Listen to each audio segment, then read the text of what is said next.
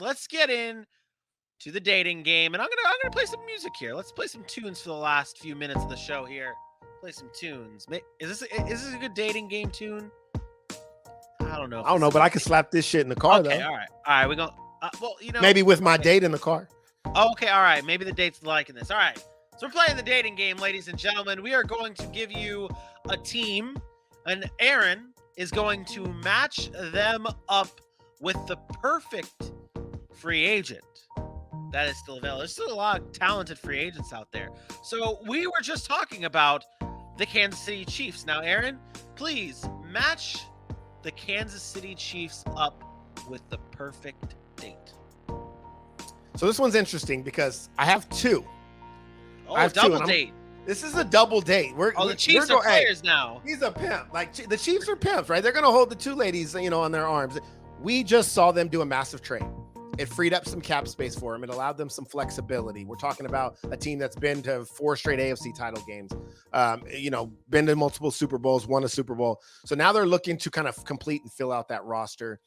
My perfect match for them is to fix that defensive back end. And this kind of goes hand in hand together.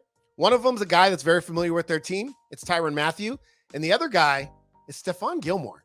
These two right now, if you can pair them together, Tyrann Mathieu is a leader, and I know people are thinking he's gone, but the longer he stays available, the more likely I think he heads back to Kansas City. They can probably throw some more money at his way now with Tyreek Hill being gone. He's a playmaker, a leader for that team, and he loved Kansas City. I think it would be massive to bring him back. He's good against the run. He's good against the pass, and more so than anything, he brings that leadership to that organization. So Tyrann Mathieu is going to help them. The other guy is Stephon Gilmore. Stephon Gilmore has been a lockdown corner in this league. He's been a defensive player of the year in New England. He went to Carolina. He made a Pro Bowl.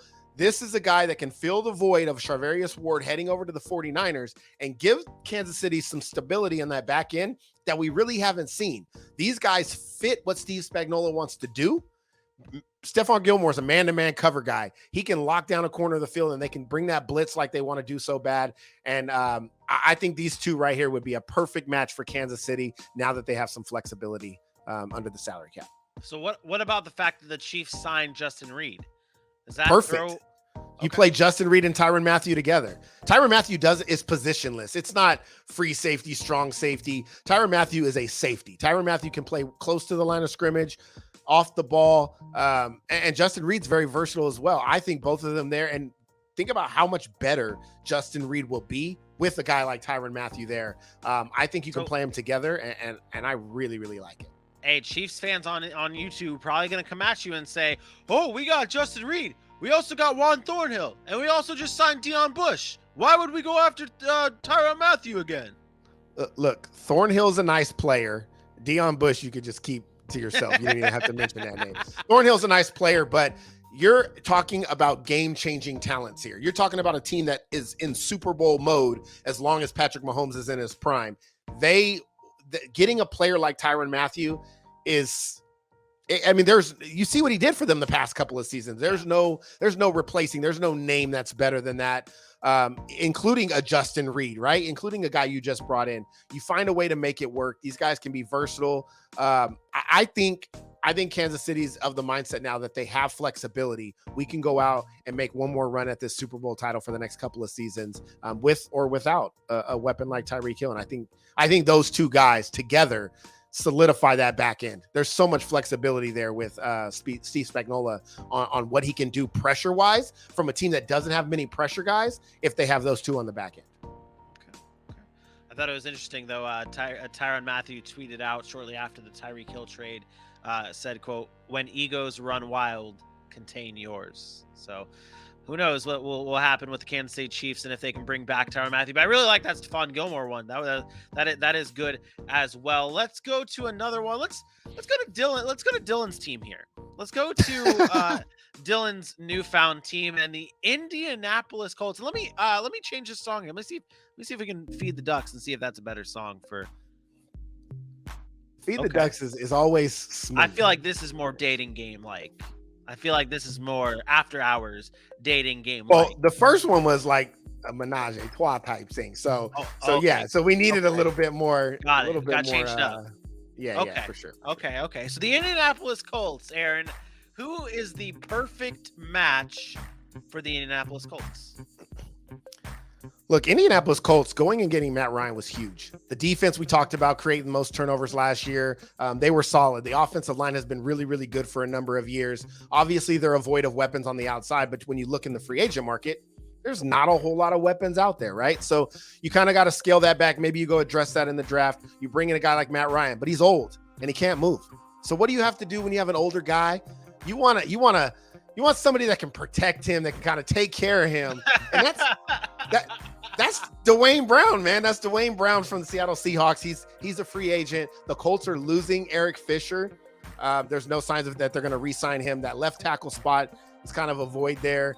I think you bring in a guy like Dwayne Brown, and you let him protect Matt Ryan's blind side. Like, Matt Ryan is a very formidable quarterback when he's standing upright. He can still sling it. He's a veteran. He's been an MVP. He's been to a Super Bowl. And Dwayne Brown is one of the best tackles in football.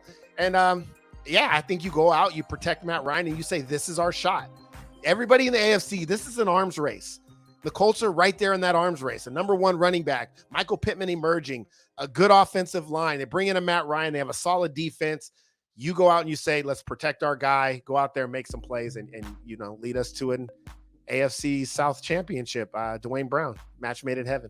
It's funny. You brought up the fact that it's good for Matt Ryan. It's good for Jonathan Taylor too. Like, that's a huge for sure. Yeah, that's a huge ad for him if you want to keep him as one of the best running backs in the National Football League. Talked about MVS earlier. He came from the Green Bay Packers.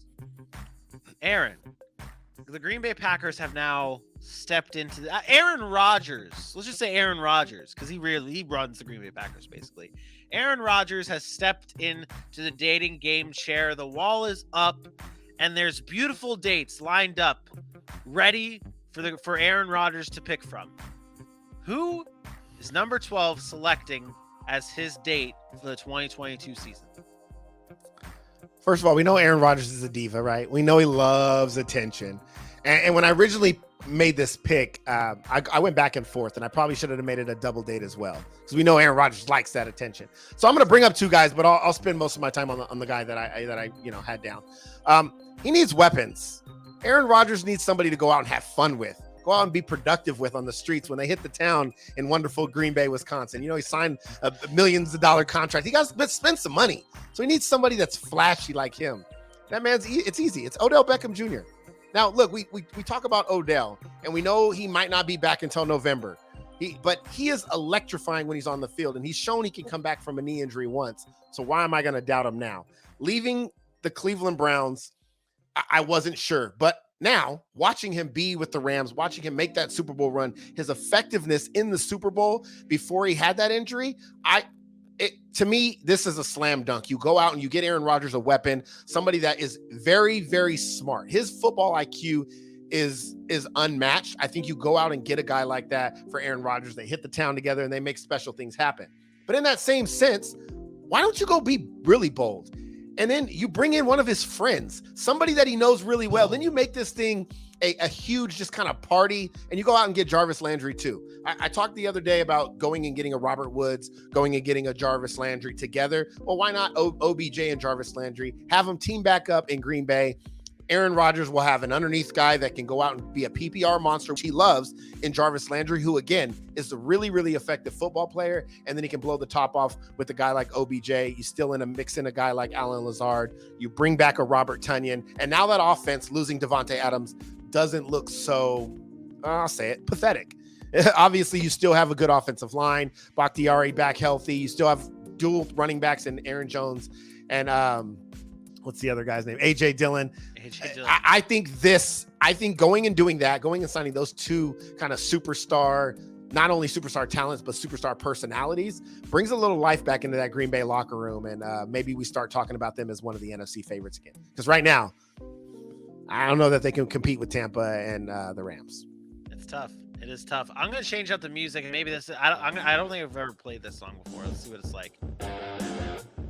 So the reason why I've picked up the, I would say, anger and the aggression in the music is because we're about to talk about our favorite team, and I could not leave them off the list because they've really, we love the Cincinnati Bengals so much.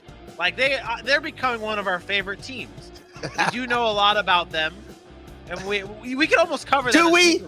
Do we know a lot about the Cincinnati I Bengals? Don't know. Do we? Because according to the YouTube universe, and I'm going to say it, we don't know nothing. We didn't watch any Bengals games. The Bengals are just the best team that's ever walked the damn planet Earth. Listen, I'm going to say this because we have about 9 minutes left in this show, and I was defending the Cincinnati Bengals the last time we talked. But the fact of the matter is, Bengals fans, you guys are absolutely delusional, okay? Stop. You guys had a really good season, a really good team. You got good job. But how are you going to sit here and say that your team is set? Your team's good. Don't need to do anything. What for? You guys are good. Great quarterback, all this stuff. But every other team that is good, been to Super Bowls, Kansas City last year, coming off a Super Bowl, went and changed their entire offensive line. Their entire offensive line got better. And then what happened? Cincinnati came out of nowhere and beat them. And their team was like, oh, we don't have to do nothing. I was a Chiefs guy. Chiefs are good. They don't have to do nothing. Stop acting like the Cincinnati Bengals are some Patriots dynasty from the 2000s where they're winning every year. Stop it, okay? Yeah. Joe Burrow's good. We're not saying he's not. Good running game. Joe Mixon's nice. Jamar Chase, T. Higgins. Offensive line has been the problem. You guys addressed that. Good job. The defense was solid last year. Great. If you don't think they need to improve, then you haven't been watching football for your entire existence. So stop it. Stop coming at Dylan's head. We know what he said. We know he said they wouldn't sniff the playoffs. We get it. It was a little sarcastic, okay? Bengals fans, sit the hell down. Just sit down and shut up. Y'all the Super Bowl losers. You guys are second place. You guys are good, but calm down. Yeah, you guys are a great team. You guys are going. I would say you guys are more likely going to be a playoff. It's going to be a battle though. Like it's not a guarantee easy. That you're. Yeah, it's not a guarantee that you're going to be a playoff team, and it sure as hell isn't a guarantee that you're not going to be a playoff team. So either way, it could go both ways. You guys had a great season last year. We'll see if that can continue. Now we've asserted our dominance. We've put it out there. This is more of an aggressive date. This is the one that we gonna be throwing out the car at the end of the night. Okay, let me see if I can get a good. What is this one? Let's see. Cincinnati fans be getting me fired up, man. They entitled because they went to a Super Bowl. Like, come on, man. Let's see what this one is. A little weird. We appreciate all the back and forth, though, Bengals fans. Make sure you come back and do it again. But I want to see the same energy during the season. You know what I mean? Yeah. Like we talk about the energy in the offseason. It's easy. Everybody's 0-0. Everybody's team's getting better. Everybody's going and signing guys. Let's see what happens when you actually step on the football field. Every year, there's 6 or 7 playoff teams that were there, made a good run, and then didn't make it the next year. Ask the Rams when they went to the Super Bowl. Ask the Philadelphia Eagles after they won the Super Bowl. Let's just pump the brakes and act like, let's just be realistic. You still need help. There's still some holes on that team. We're going to Night at the Roxbury this one. Zach Taylor is stepping up for a final dating game contestant here. He's rocking. He's bobbing. Emilio! Zach Taylor is stepping up here. Aaron, who is the perfect match for the Cincinnati Bengals? And you better get it right, because if you don't, they're coming at you. First of all, if I say it, it's right. I don't give a shit what Bengals fans think. They don't know. I mean, I'm the one that defended them. Whoa, bro, do you even subscribe to PFF, bro? Like, you really should invest in the PFF. I heard Eli Apple was the second best man-to-man cover corner last year. Eli Apple is so good, bro. Eli Apple. Come on, man. Eli Apple's been on how many teams now? Stop, okay? Listen, I do got hope for Bengals fans because I do like what the Bengals are building. They're a really, really good young team. Fact of the matter is, something happened this offseason that many people aren't even talking about anymore. They had a big key free agent who got hurt, who went and signed with another team. Well, he failed a physical with that team. That's Larry Ogunjobi. He failed a physical with the Bears, and this guy is a physical presence on that defense. I think that Cincinnati Bengals come back and they say, hey, look, man, you can't pass a physical. You're struggling. We're not going to pay you as much. We can't keep you at the salary that you wanted, but we're willing to keep you. We got doctors that'll pass you on your physical. You know what I mean? Like, obviously, it's a tough injury coming back from that Liz Frank type situation. But this is a guy that's dominant inside. He can be very, very physical for that defensive line. It gives them another another piece in an area where I do think they need to get better. Yes, they were really good against the run last year, but their secondary is going to be a problem. When you look at the AFC West, the AFC West and the AFC North, and then you got the Bills, and now you have the Dolphins. Like, the AFC weapons are crazy. So if you want to line up Eli Apple and Chidobe Awuzie against Devontae Adams, against Deontay Johnsons, against Tyreek Hills, against in the Keenan playoffs Allens. against these AFC teams, the Keenan Allens, all these AFC teams have weapons. If you want to trust that, good for you. Go for it, man. I will see you when you're making your first round exit. But if not, then go get some pressure on the quarterback. Be stout up front. Allow these guys on the back end to not have to cover as long. And then you won't get burned for the game-winning touchdown like Cooper Kupp did against Eli Apple. I'm just saying. Oh my goodness! But I'm going to throw shots all day.